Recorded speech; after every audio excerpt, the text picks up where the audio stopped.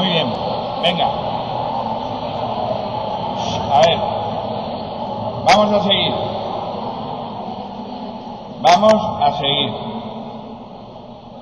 Vamos a empezar a ver hoy los diferentes puntos que vamos a estudiar a lo largo del estudio del aparato respiratorio. Habíamos visto ayer la respiración en forma global y habíamos pensado durante un rato y el tema de los gases y demás y tal, el cociente respiratorio. Ahora vamos a ver dos cosas, que es, por un lado, vamos a hacer un recorrido sobre la estructura funcional y luego nos iremos centrando en los diferentes aspectos que vamos a estudiar. Vamos a ver si lo ponemos aquí. Durante el... A ver si funciona bien. Hoy funciona. Durante el proceso de estos días de estudio del aparato respiratorio. De manera que, en primer lugar, nosotros vamos a seguir un orden un poquito diferente del que figura en el libro amarillo como orden de los temas. Sí vamos a seguir más o menos el que viene en el libro que yo os he dicho, que solo se diferencia en que la mecánica, en vez de estudiarla al principio, la estudia al final, justo con el control. Entonces, nosotros vamos a centrar primero en el estudio de los gases, la respiración, movimiento de los gases y demás, y luego al final estudiaremos la mecánica, que es la que genera el movimiento de los gases, porque está mucho más relacionada con el control y probablemente, si no, la mecánica tiene un conjunto de cosas complejas que os dejan fijados y luego no es, bueno, sí es, pero no es la parte que os impide razonar sobre los gases. Vamos a empezar razonando sobre gases en principio y luego nos pasaremos a la parte mecánica. Ya os he dicho que es esencial el tema de los seminarios. El lunes que viene tendremos el primer seminario que nos corresponde en el aula de columnas, 8:30 es la hora. Si preferís un poquito más tarde me lo decís. Sí, por una cuestión, vamos a ver, yo entiendo que además los días de seminario va a ser muy sobrecargado, porque tenemos seminario de 8:30 a 11:30 y clase de 11:30 a 12:30. Es un poco heavy, vais a acabar un poco, pero bueno, haremos como el año pasado, que es llevarlo un poco relajadamente y con descansos entre medios. De manera que, en principio, si os parece, este primer seminario quedamos para las 9 menos cuarto. 9. No, 9:30 no, porque si vamos a ver, si empezamos, no sé, yo, como sabéis que como si queréis estudiar por vuestra cuenta, no hay ningún problema, porque el tema es, si lo que yo os hago os ayuda a comprender las cosas, bien, el examen es el mismo. Lo que hay que saberse es lo mismo, vosotros mismos, o sea, sois ya mayores y luego no voy a estar yo con vosotros enseñándoos el resto, con lo cual o vosotros aprendéis por vuestra cuenta o no tiene ningún sentido nada.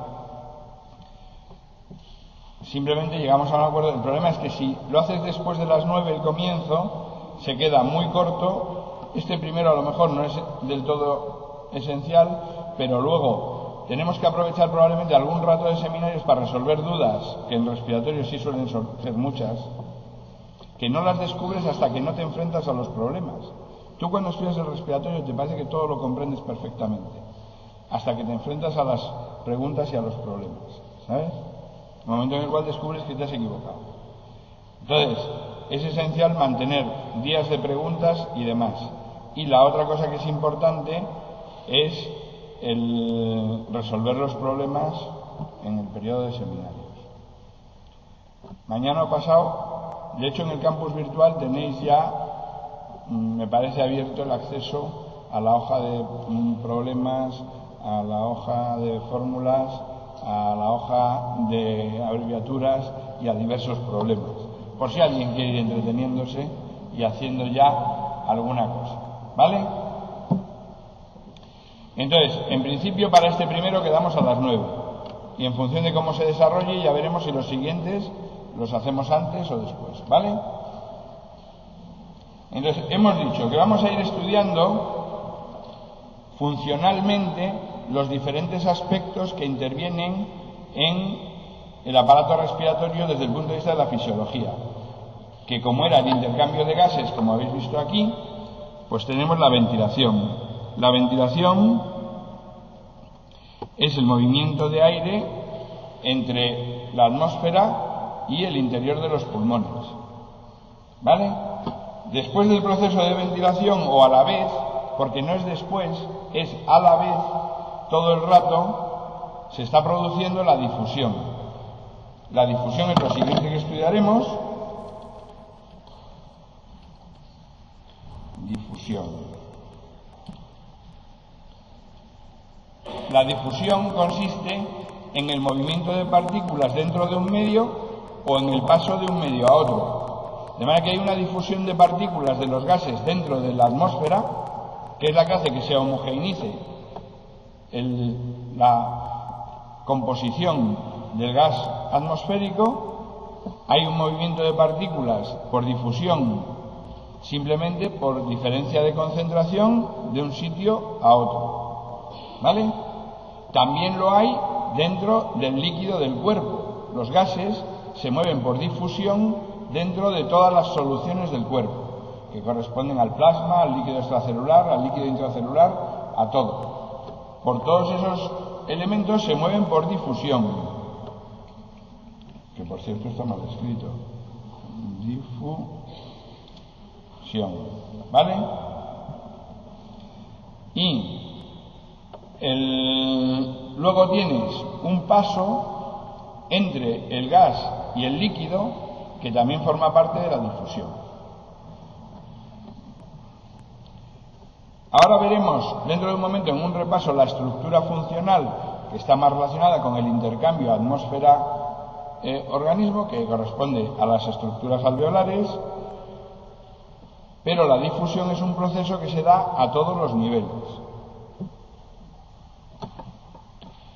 Luego tendríamos el transporte. El transporte de gases se refiere a el desplazamiento de los gases en el organismo a través del medio de comunicación típico del organismo. ¿Cuál es el medio de comunicación del organismo? La sangre. De manera que los gases se transportan fundamentalmente en la sangre, bien disueltos, bien unidos a transportadores específicos. Ya estudiaremos qué características cada uno de estos elementos, luego iremos profundizando en su estudio, como ya sabéis, siempre y viéndolo desde diversos ángulos y diversos elementos que pueden repercutir o bien en patologías o bien en comprender cómo funciona el sistema. De manera que tenemos ventilación, difusión, transporte, y luego tenemos la mecánica, que sería las estructuras que están implicadas en movilizar el gas desde la atmósfera hasta los pulmones,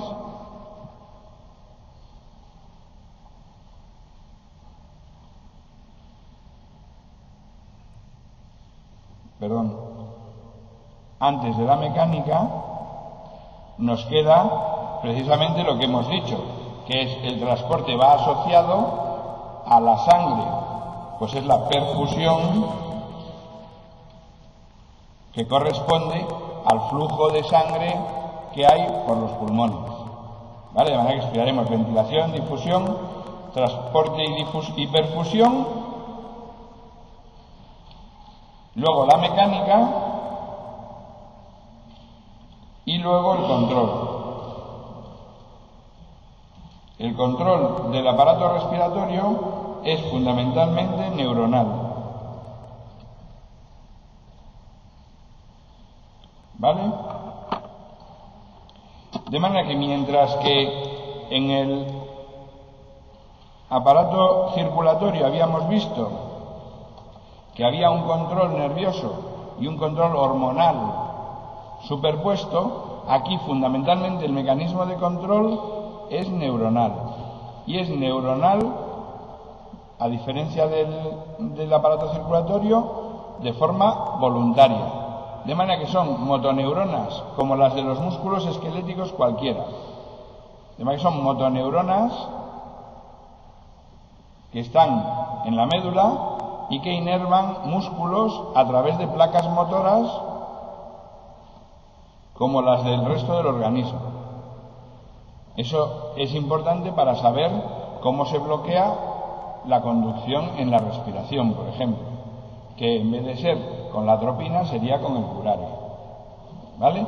Porque es placa motora sobre el receptor colinérgico de tipo nicotínico, ¿vale? ¿Estamos? Bien. Eso implica que la respiración también funciona como elemento para muchas otras cosas que no son estrictamente respiratorias, por ejemplo hablar, por ejemplo deglutir. Hay un conjunto de elementos que están controlados y que nosotros no vamos a estudiar desde el punto de vista del aparato respiratorio, aunque el aparato respiratorio sí funciona como tal. También es cierto que las estructuras del aparato respiratorio, como los pulmones, tienen otras actividades que de hecho ya hemos estudiado parte de ellas, que son hormonales, que son escisión de, por ejemplo, la angiotensina, que son un montón de activación de un conjunto de hormonas, destrucción de otras hormonas, otra serie de funciones pulmonares que las veremos de pasada, pero no nos vamos a centrar en ellas. Nos vamos a centrar en lo que corresponde a la relación de intercambio de gases, como digamos, aparato respiratorio. Pero el aparato respiratorio en sí también participa en todos esos mecanismos. Y es lo que explica por qué, por ejemplo, es difícil hablar cuando uno ha corrido, porque la modificación en la ventilación le hace a uno difícil hablar, por ejemplo. El hecho de que el control del aparato respiratorio sea voluntario en cuanto a las motoneuronas no implica que parte del aparato respiratorio funciona de forma automática. De manera que hay un control voluntario en cuanto a que es sistema nervioso que sí responde a lo que uno quiera hacer. Es decir, yo puedo decirme, pues ahora voy a respirar más profundamente. Y por eso nosotros le podemos dar órdenes al sujeto. Oye, coge aire, eche el aire, fuerte, flojo, como quiera. Uno no le puede decir al sujeto, acelere el corazón. No puedo, ¿no? Pero en cambio, coger aire y eliminar aire sí. ¿Por qué? Porque el control voluntario permite actuar sobre las neuronas que inervan los músculos respiratorios. Pero está superpuesto sobre un control automático que actúa sobre las mismas neuronas y sobre los mismos músculos. Y eso hace que a veces entren en contradicción las órdenes voluntarias contra las automáticas. En ese caso, el predominio depende de las circunstancias. Por ejemplo, hay una cosa que todo el mundo ha experimentado, que es no se puede morir uno dejando de respirar. Dice, voy a dejar de respirar hasta que me muera, pues ya me he cabreado con el mundo. Y al cabo de un rato va uno y respira aunque no quiera, ¿verdad? Pero si eso lo hace debajo del agua, tampoco puede uno impedir respirar debajo del agua. Entonces va y se ahoga. Fijaros qué curioso. Ahí nos interesaría más que el control voluntario fuese más potente. Pero el control voluntario tiene una potencia importante, pero no supera al control automático cuando la PCO2 llega a un determinado nivel y sobre todo cuando la PO2 baja de un determinado nivel. Y eso hace que uno no pueda impedir que el sistema automático le haga respirar a uno debajo del agua y se ahogue. Cosa que todos los años sucede. Sería mucho más interesante que pudieses aguantar un ratito más, que te daría tiempo seguro a salir sin ningún problema. Pero va y el sistema automático no te deja que sigas sin respirar ese rato y te hace respirar debajo del agua. Y eso es importante, como ya sabéis, desde el punto de vista preventivo, que a mí siempre me gusta daros alguna indicación preventiva Por ejemplo, cuando uno, que lo habréis visto, mucha gente que coge antes de tirarse a bucear, hiperventila, que así aguanta mucho más rato debajo del agua, ¿no? ¿No lo habéis visto nunca? Gente que se va a echar a bucear y antes de echarse a bucear, hiperventila. El hiperventilar antes de echarse a bucear es cierto que te permite estar más tiempo, pero también es cierto que si no estás muy entrenado, corres un riesgo excesivo. ¿Por qué? Porque disminuye mucho el tiempo entre que notas la sensación de que tendrías que respirar y no puedes impedirlo. De manera que si has bajado demasiado para lo que tú podías, o sea, si no estás bien entrenado, resulta que tú te has tirado, has hiperventilado previamente, te has tirado y para cuando notas la necesidad de subir, ya es demasiado tarde y no te da tiempo a salir. Y no lo puedes impedir. De manera que si uno no está muy entrenado y no tiene suficiente protección alrededor, es mejor tirarse con lo que uno tenga, sin hiperventilar previamente. Con lo cual le da a uno más tiempo entre que nota la sensación de que tiene que subir y todavía puede impedirlo durante un buen rato. ¿Está claro? Cuando veáis a alguien por ahí hiperventilando, o algún amiguete, si no está muy entrenado, dice, mira, deja de hacer tonterías y tírate normal, que para qué vas a estar haciendo el tonto. ¿Vale? Bueno, pues entonces, digamos, es los diferentes aspectos que vamos a ir viendo a lo largo de los diferentes días. Ahora vamos a ver un poquito de la estructura funcional que interviene en el aparato respiratorio. El aparato respiratorio anatómico es el que se relaciona con la respiración externa, porque ya sabemos que hay un aparato respiratorio interno que son las mitocondrias y las células, que es donde verdaderamente se hace la respiración. Pero el aparato respiratorio clásico que vamos a estudiar, que es el anatómico, es el que nos relaciona con el intercambio con el medio ambiente, con la ventilación. Y ese aparato respiratorio consta de una serie de partes que habréis estudiado el año pasado, que son las vías de conducción, que serían la nariz, la boca, la faringe, la laringe, la tráquea, los bronquios y sus diferentes divisiones. Una porción de intercambio que sería las zonas que tengan alvéolos, ahora lo veremos, y unos elementos motores que son los músculos que hemos hablado hace un momento, que son los que movilizan la caja torácica o los pulmones. El músculo fundamental que moviliza los pulmones es el diafragma, que está situado entre el tórax y el abdomen, y secundariamente los intercostales y los músculos accesorios respiratorios que anclan la cintura escapular o la prensa abdominal. ¿Vale?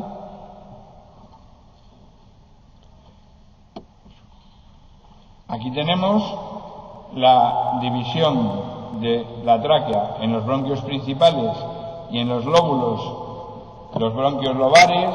Todo eso simplemente lo revisáis por anatomía desde nuestro punto de vista para nuestros esquemas.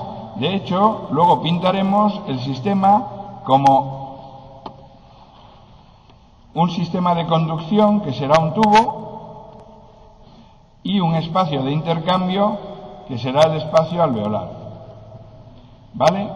De manera que el tubo, que es el sistema de conducción, en la nomenclatura internacional, como no se realiza intercambio, es un espacio muerto desde el punto de vista ventilatorio y por tanto se le denomina con una D de death en inglés, dead, con lo cual es un espacio muerto, ¿vale? Y el espacio alveolar se denomina con una A mayúscula y es lo que corresponde al espacio de intercambio. En esquema, en fisiología, nosotros lo vamos a ver así, aunque anatómicamente corresponda el espacio muerto anatómico a las zonas que no realizan intercambio anatómicamente y el espacio alveolar a las zonas anatómicas que contengan sacos alveolares. ¿Vale? Junto con eso, fisiológicamente, vamos a tener un flujo de sangre que va a pasar por los capilares pulmonares, que sería C, otro flujo de sangre que no va a pasar por los capilares pulmonares, sino que va a pasar de la arteria pulmonar a las venas pulmonares de forma directa, que sería el cortocircuito, y es una S del inglés shunt, como queráis decirlo, ¿vale? Nosotros en fisiología vamos a utilizar este esquema, aunque anatómicamente corresponda a estas estructuras, ¿vale? Aquí tenéis las divisiones que van teniendo los bronquios desde la tráquea. Estas divisiones funcionan como en el árbol vascular arterial, de manera que cada una de las generaciones bronquiales individualmente tiene un área de sección menor que la madre, pero la superficie total de la generación hija es mayor que la de la generación madre. ¿Está claro? En paralelo, todos los bronquios de la generación 11 o 10 son mayores que los de la 9 o la 8, pero individualmente cada uno es más pequeñito, ¿vale?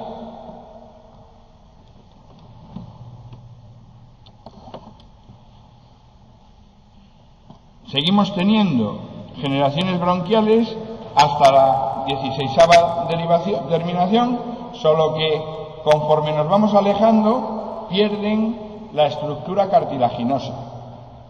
¿Qué quiere decir? Que estas generaciones bronquiales primeras, que tienen un cartílago potente, son poco aplastables por la presión externa. Si yo aprieto el pulmón, aplasto poco los bronquios que tengan cartílago, pero sí aplasto mucho los bronquiolos que no tengan cartílago.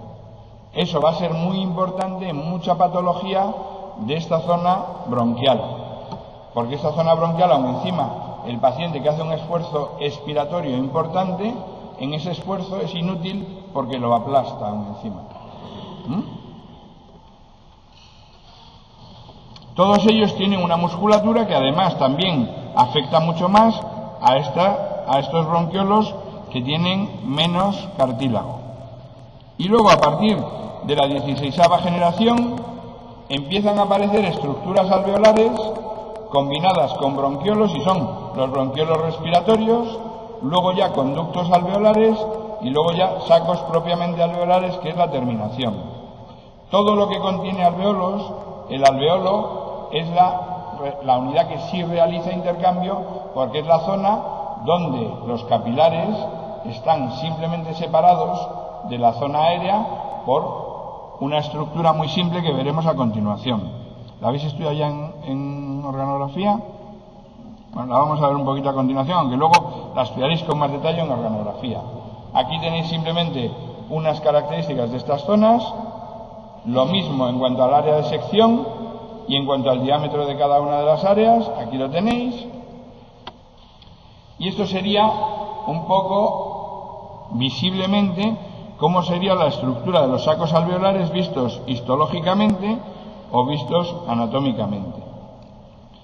Cada uno de estos sacos alveolares está rodeado de múltiples capilares, de manera que no es que haya, aunque nosotros luego lo representemos como globalmente, como una unidad que habíamos visto antes de intercambio entre el alveolo y la sangre, para nosotros esto sería el espacio alveolar, esto sería el espacio muerto, esto serían los capilares. Fisiológicamente, nosotros vamos a representar el alveolo promedio como si tuviese una composición de gas estable. ¿Es cierto que la composición del gas en el alveolo es estable o se modifica mucho? A ver, pensamiento. ¿Se modificará mucho con la inspiración y la expiración la composición del gas alveolar?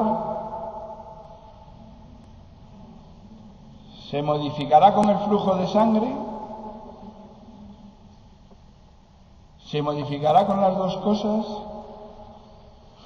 ¿Será casi igual todo el rato? A ver, pensamiento. ¿Se cambia la mayor parte del aire alveolar en cada respiración? No. Con lo cual ya estamos en que, hombre, mucho tampoco va a cambiar. Si solo cambia un trocito de aire, ¿no? ¿Estamos? ¿A la vez hay intercambio? ¿A la vez que está entrando el aire y saliendo el aire hay intercambio o no? Sí. ¿Hay flujo de sangre a la vez? Sí. Conclusión. Debe ser bastante estable. ¿Vale? Y nosotros vamos a considerar que la composición del gas alveolar es estable y es la promedio. Es cierto que si uno lo mide con mucha precisión, tiene unas fluctuaciones ligeras con la respiración y unas fluctuaciones con el latido sanguíneo, o sea, con la frecuencia cardíaca. Hay una ondita que va relacionada con la respiración y hay otra ondita superpuesta que va relacionada con la frecuencia cardíaca, porque sí es cierto que no hay una absoluta medida, pero esas fluctuaciones para nosotros no tienen ninguna repercusión. Es más, esas fluctuaciones son mucho menos importantes que lo que sí que es importante, que es que no todos los alvéolos tienen la misma ventilación, ni todos los alvéolos tienen la misma perfusión. De manera que la composición individual del gas de cada uno de los alvéolos es la misma o no que la de sus vecinos. A ver, si no todos los alvéolos se ventilan igual, ni todos los alvéolos se perfunden igual, ¿la composición del gas alveolar será la misma en todos los alvéolos? A ver, votos a favor de que sí. Votos a favor de que no. Muy bien, eso es.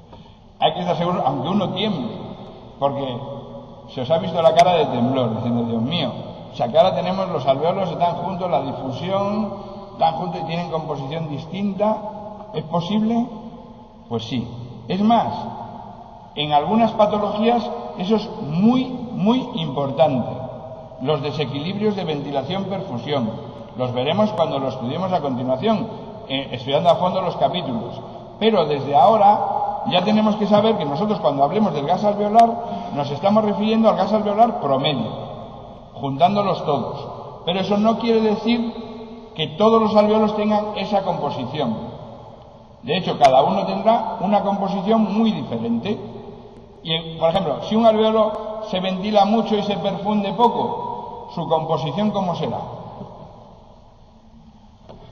El gas que haya en ese alvéolo, ¿a qué otro gas se parecerá mucho? Al atmosférico o al inspirado. Perfecto, muy bien pensado.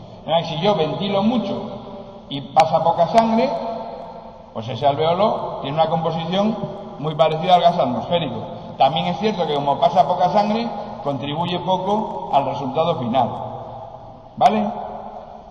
Y un alvéolo que se perfunde mucho y se ventila poco, ¿qué composición tendrá? Si pasa mucha sangre y lo ventilo muy poco, si ponemos aquí muchos humanos y no ventilamos casi nada, al final aquí a qué huele. A humano, ¿no? Eso no es. Pues igual con los alvéolos. De manera que si yo pasa mucha sangre y se ventila poco, el gas alveolar, ¿qué composición tendrá?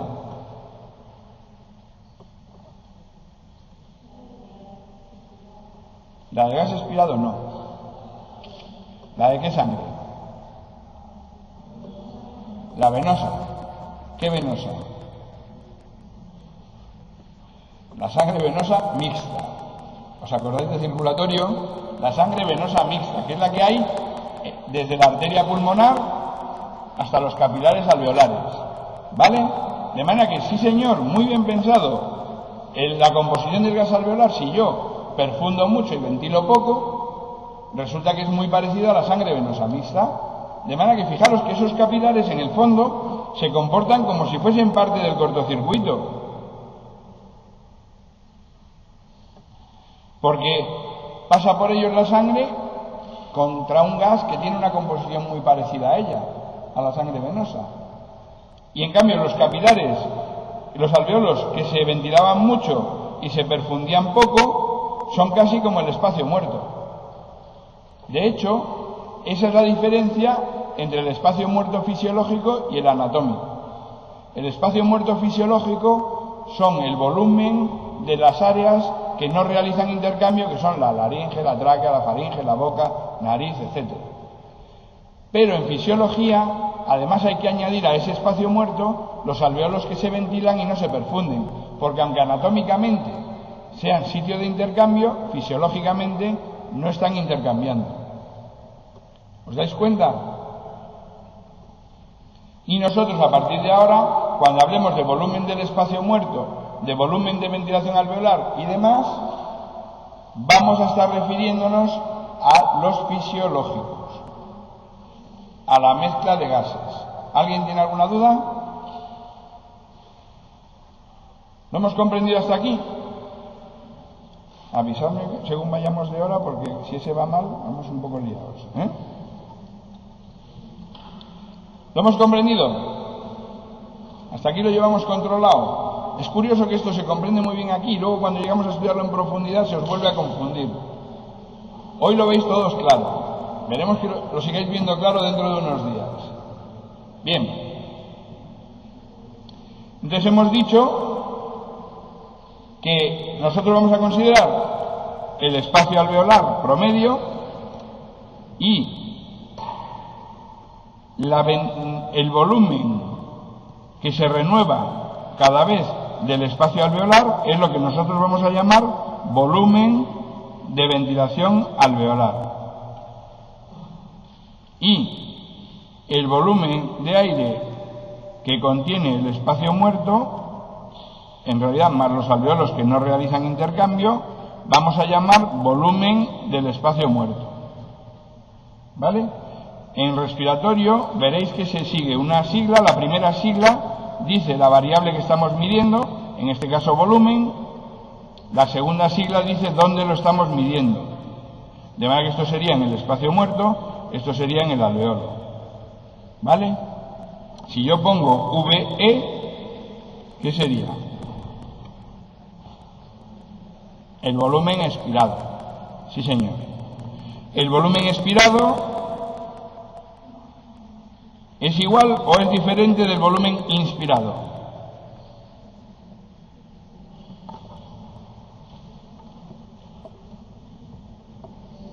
Diferente. Es diferente. Y entonces nosotros lo que llamamos al volumen de ventilación le vamos a llamar volumen corriente. El volumen que nosotros movemos con una respiración promedio le vamos a llamar volumen corriente. En inglés, corriente es tidal o de carga, y entonces es VT. Y el volumen expirado es igual que el volumen corriente, ¿vale? En una respiración. Si nosotros miramos el flujo, en vez de cada una de las respiraciones, tendríamos las ventilaciones. ¿Está claro o no? Si nosotros ahora miramos el volumen que movemos en un minuto, estamos hablando de ventilaciones. Entonces, el volumen expirado pasa a ventilación expiratoria, el volumen corriente pasa a ventilación total o ventilación expiratoria, el volumen del espacio muerto pasa a ventilación del espacio muerto y el volumen de ventilación alveolar, que no es el volumen alveolar, pasa a ventilación alveolar. Mientras que los demás sí son volúmenes y ventilaciones iguales, fijaros que el espacio alveolar es mucho más grande, pero el volumen de ventilación alveolar solo es una parte del volumen alveolar. ¿Vale? ¿Lo hemos comprendido? Lo comprenderemos mejor cuando estudiemos la ventilación en los próximos días, porque insistiremos sobre ello. Pero que os quede claro ya desde el principio. ¿Vale? ¿Alguna duda? Por ejemplo, cuando nosotros estamos en reposo, incluido el reposo total, ¿Estamos? ¿Hay volumen en nuestros pulmones o no? ¿Y en el árbol respiratorio? Sí, ¿qué volumen hay? ¿Sabéis cómo se llama? No. No va mal, O sea, en realidad, fíjate, sí tiene esa denominación en su nombre. Residual sí, pero ¿qué más? Ahí tiene un apellido entonces. Funcional. Y entonces, pero en vez de volumen es una capacidad. Se llama capacidad residual funcional.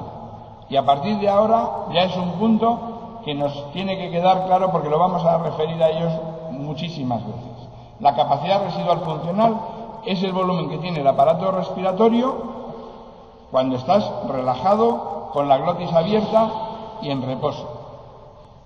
También, por ejemplo, anestesiado. ¿Vale? Quiere decir que si no estás respirando, o estás relajado y con la glotis abierta, el volumen que tiene el aparato respiratorio se llama la capacidad residual funcional. Ese, en la mayoría de los humanos, es el mismo que hay al final de la expiración con E de España. ¿Vale? Porque la mayoría de los humanos, la inspiración es voluntaria y la expiración se hace simplemente relajando los músculos. ¿Vale? Nosotros sí que a veces entrenamos a los pacientes para que hagan el movimiento respiratorio del revés, que es expirando voluntariamente, inspirando relajadamente. Pero no es lo habitual. Si un sujeto no está entrenado y respira normalmente, la capacidad residual funcional es el volumen que hay al final de la expiración. ¿Vale? Y durante la inspiración se aumenta el volumen y durante la expiración se disminuye el volumen. Vamos a ver qué nos queda por aquí. Bien, nos queda por aquí.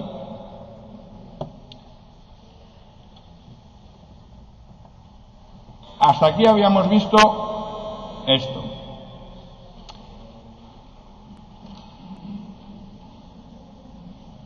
Aparte de la ventilación, que es lo que hemos visto hasta ahora, habíamos visto que la difusión depende fundamentalmente de la membrana alveolo-capilar.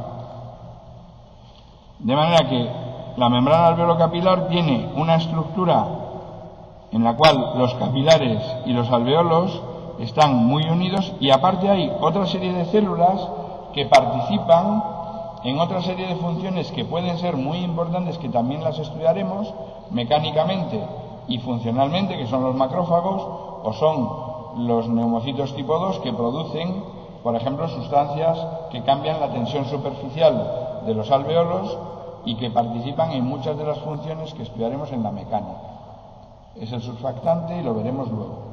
Pero desde el punto de vista de la difusión se realiza fundamentalmente a nivel de la membrana alveolo-capilar. Aquí lo tenéis a mayor escala, con los tamaños y demás, lo estudiaréis mucho más detenidamente en histología. Más fotos a nivel más de microscopio electrónico y ahora vamos a ver cómo se moviliza el gas que habíamos visto. La movilización de los gases se produce simplemente por cambios en la presión que hay en el gas. ¿Cómo haríamos para inspirar? ¿Aumentar o disminuir la presión en el pulmón? ¿El gas de dónde va a ir? ¿De dónde hay más presión a dónde hay menos? ¿O de dónde hay menos a dónde hay más? De donde hay más presión a donde hay menos, ¿sí o no? De manera que si yo quiero inspirar, ¿qué tengo que hacer con la presión en el interior de los pulmones? Disminuirla, en vez de aumentarla. ¿Vale? Ese es un efecto curioso. Ya veremos cuando lleguemos a la mecánica, veremos cómo se hace un modelo de pulmón con una botella y unos globos o unos preservativos o una cosa que es muy entretenido. Y luego no lo haréis y no comprenderéis la mecánica. Si lo hacéis, lo comprenderéis mejor. Porque si no, uno tiende a pensar como habéis hecho al principio, que es, si yo inspiro, aumento la presión en el pulmón. No, porque no es el gas el que decide ir al pulmón, sino que el gas se mueve en función de diferencias de presión. Como yo no puedo modificar la presión atmosférica, si yo quiero introducir gas en mis pulmones, tengo que disminuir la presión en el interior y entonces la presión de fuera empuja el gas hacia adentro. Y si lo quiero expulsar, tengo que aumentar la presión en el interior y entonces sí que sale. ¿Lo habéis comprendido? Si yo tengo a un individuo dormido, entonces, y relajado, bloqueado el sistema muscular, entonces sí, si yo quiero introducir gas, tengo que aumentar la presión yo fuera, pero en el aparato, pero porque ahí tengo un aparato hermético. Si no tengo un aparato hermético, no consigo aumentar la presión en el individuo, cosa que ha impedido realizar operaciones de cirugía torácica hasta el siglo XX prácticamente. Porque mientras no hubo un sistema de anestesia que permitía meter aire a presión en los pulmones, claro, le abrías la caja torácica al sujeto, ¡buah!, el pulmón colapsado, sin respirar. Si era en un solo lado, fácil, pero si no, ya la cosa empezaba a fastidiarse. ¿Vale? Bien, los músculos respiratorios son inspiratorios el diafragma y los intercostales fundamentalmente externos con E. O sea, la inspiración va relacionada con los intercostales externos y la expiración con los intercostales internos y la prensa abdominal. Aquí tenéis diferentes fotos de los músculos, las costillas y demás. Y me falta aquí la espirometría. ¿Cómo vamos de hora? ¿Qué hora es? ¿Y media ya? Entonces empezaremos mañana, bueno, 2 minutos, aunque no lo tengamos aquí en esquema, para deciros los volúmenes que se mueven y mañana ya empezaremos con los gases. También es conveniente, si podéis, y así aceleramos un poco, que lo dejaremos más para el seminario, que os miréis para repasar las ecuaciones de los gases perfectos, cómo se miden los gases, las condiciones, tal. Lo tenéis en el campus virtual, en alguna de las presentaciones, y eso lo sabéis por física y demás, aunque ya lo hayáis olvidado. Mañana lo veremos de pasada y lo veremos un poco más detenidamente en el seminario. ¿Vale? Déjame ver un momento. Bien, aquí lo dejamos entonces y mañana seguimos.